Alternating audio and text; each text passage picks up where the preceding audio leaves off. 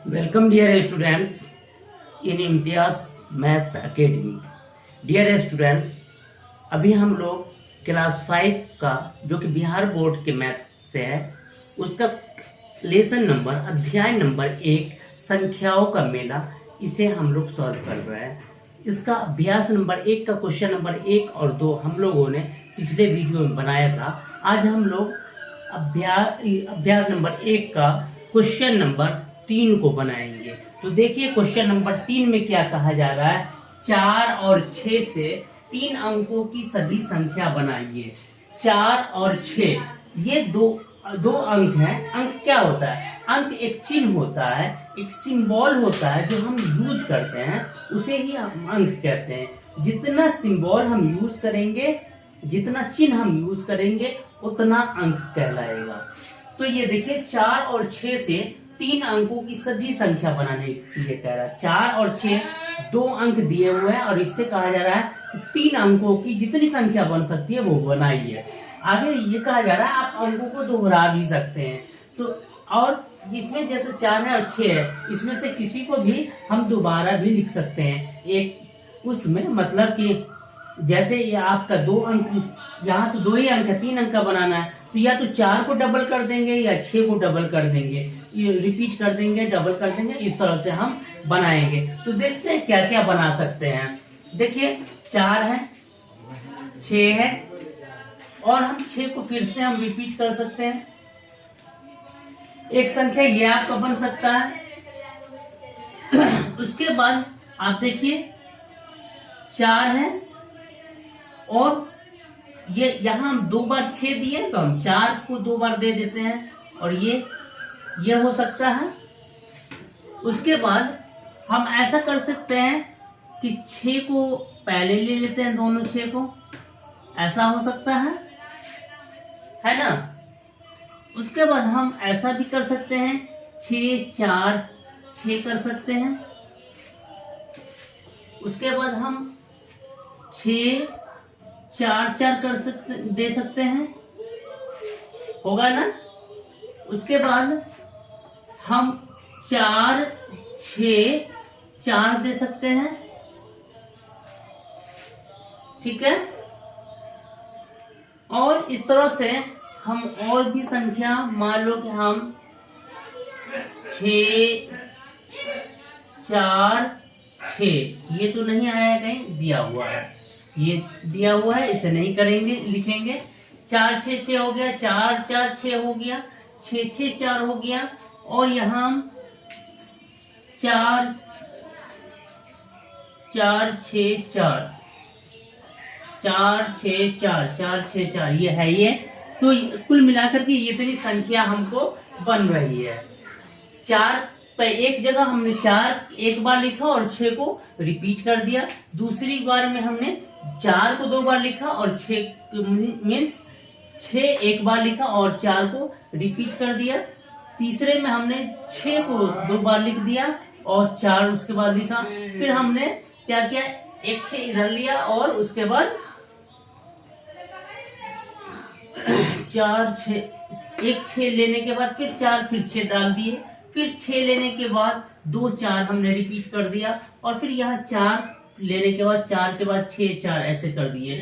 अब देखिए आगे इसमें और कहा जा रहा है सबसे बड़ी संख्या। इसमें कहा जा रहा है सबसे बड़ी संख्या कौन है। यहाँ लिखा हुआ है सबसे बड़ी संख्या, सबसे बड़ी संख्या।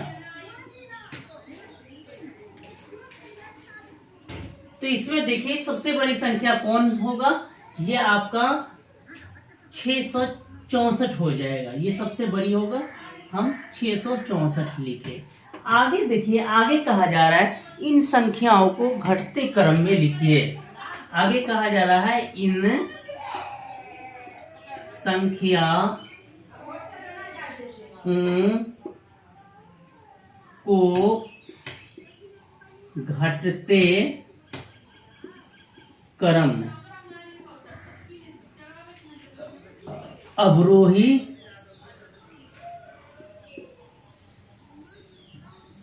क्रम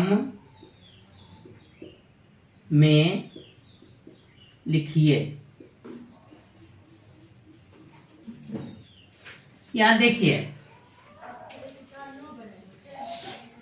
पहले क्या किया गया है, 4 और 6 से हमने 3 अंकों की संख्या बनाई, जो कि आपका ये संख्या बना 466, 446, 664, 646, 644, 464।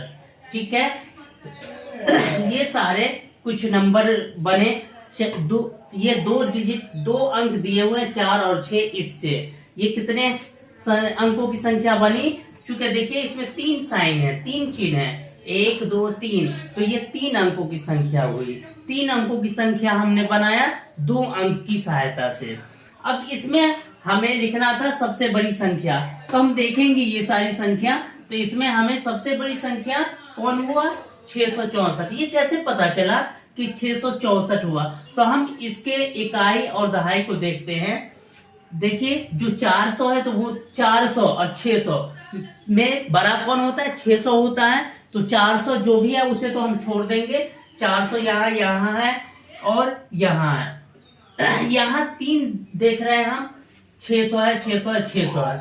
तो यहाँ देखिए दहाई को हम देखते हैं, तो यहाँ क्या है, दहाई 6 है, यहाँ दहाई 4 है और यहाँ दहाई 4 है। तो जिसका दहाई बड़ा, 6 तो सब में है, 6 सैकड़ा सब में है, तो अब हम दहाई को कंपेयर करते हैं। तो जिसका दहाई बड़ा वो संख्या बड़ा है, क्योंकि 6 दहाई, मान लो कि ये 6 है दहाई, तो 6 दहाई 60 हो गया और ये 4 दहाई है, तो 4 दहाई 40 हुआ। तो 60 और 40 में अगर फर्क करते हैं तो कौन बड़ा होता है, 60 बड़ा होता है। इसलिए ये जिसकी दहाई बड़ी वो संख्या बड़ा, तो ये 664 बड़ा होगा।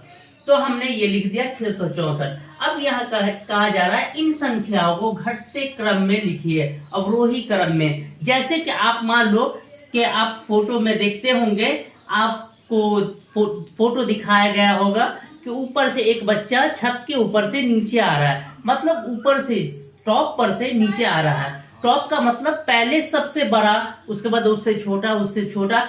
जैसे नीचे हम छत पे जाते हैं, नीचे से जाते हैं, 1 के बाद 2, 2 के बाद 3, 3 के बाद 4, 4 के बाद 5, 5 के बाद 6, इस तरह से होता है। तो ये आपका क्या होता है, आरोही क्रम होता है, बढ़ते क्रम में होता है। और ऊपर से हम जब नीचे की तरफ आ रहे हैं, हम जब चढ़ते हैं तो क्या है, सपोज 20 स्टेप है तो 20 पे हम गए, और जब हम नीचे आएंगे तो क्या होगा, 20 के बाद 19, 19 के बाद 18, 18 के बाद 17, 17 के बाद 16, 16 के बाद 15, 15 के बाद 14, इस तरह से होगा।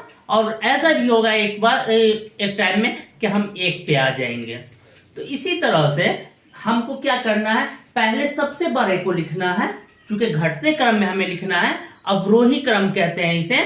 हमें सबसे बड़ा को लिखना है, उसके बाद स्टेप बाय स्टेप, जैसे हमने 20 के बाद 19 लिखा, 19 के बाद 18 लिखा, 18 के बाद 17 लिखा, इसी तरह से स्टेप बाय स्टेप इसे हम लिखेंगे।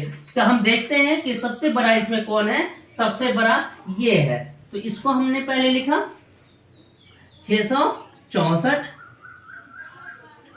उसके बाद 646 है, 644 है, तो कौन होगा उसके बाद बड़ा, ये होगा 646, तो इसको हम लिखे 646। उसके बाद कौन होगा, ये 644, तो 644 हमने लिखा। उसके बाद देखिए 400 है, 464, 446, 466, तो सबसे बड़ा कौन हुआ, ये हुआ आपका 464, तो 464 को लिखेंगे। उसके बाद कौन बचा, ये 2 में, ये आपका 400, ये 466, अब ये कौन होगा 464। अब आपका ये लास्ट बच गया 446, ये सबसे छोटा है। तो ये जो इसको अरेंज जो किया गया, पहले सबसे बड़ा, उसके बाद उससे छोटा, उसके बाद उससे छोटा, उसके बाद उससे छोटा, उसके बाद उससे छोटा, लास्ट में सबसे छोटा। तो ये क्या है, इसे घटते क्रम में कहा जाता है, इसे अवरोही क्रम में कहा जाता है, अवरोही क्रम। ठीक है, मतलब घटते हुए क्रम में लिखना कहा जाता है। उम्मीद है कि मेरा ये वीडियो आपको हेल्पफुल होगा और मैंने जो आपको कुछ समझाने की कोशिश की है ये आपको समझ में आया होगा। और आप अवरोही क्रम या संख्या हम कैसे बनाते हैं दिए गए अंकों से, इन सब में आपको आगे सहायता मिलेगी मेरे वीडियो से।